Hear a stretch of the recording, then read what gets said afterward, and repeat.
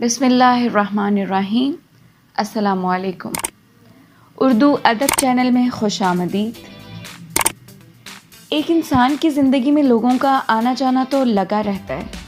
کبھی وقتی ضروریات ہمیں بعض افراد کے قریب لے جاتی ہیں اور بعض افراد سے دور کر دیتی ہیں۔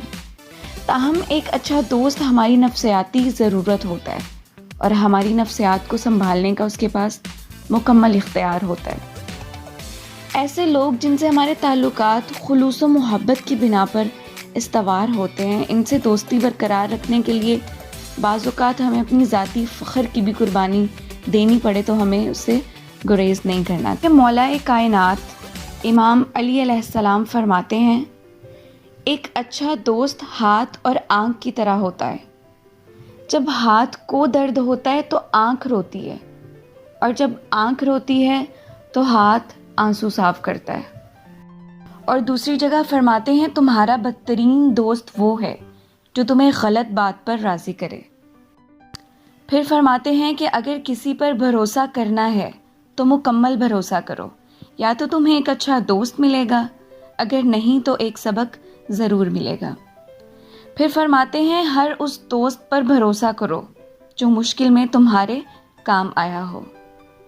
جو شخص ایسے دوست کی تلاش میں ہو جس میں کوئی خامی نہ ہو تو اسے ایسا دوست کبھی نہیں مل سکتا۔ امام علی علیہ السلام نے فرمایا، سچے دوست کی 3 نشانیاں ہیں۔ ایسا شخص جو تمہارا غصہ برداشت کرے اور ثابت قدم رہے، وہ تمہارا سچا دوست ہے۔ جو ہنسی میں پوشیدہ درد کو سمجھ سکے، وہ تمہارا سچا دوست ہے۔ جو تمہاری خاموشی میں پوشیدہ وجہ کو جان سکے، وہ تمہارا سچا دوست ہے۔ اور فرمایا، جو ذرا سی بات پر دوست نہ رہے تو سمجھو وہ دوست تھا ہی نہیں۔ پھر فرماتے ہیں، سب سے زیادہ کمزور آدمی وہ ہے جو دوست کو حاصل کرنے میں ناکام ہو، اور اس سے بھی زیادہ کمزور وہ ہے جو ہاتھ آئے ہوئے دوست کو گوا دے۔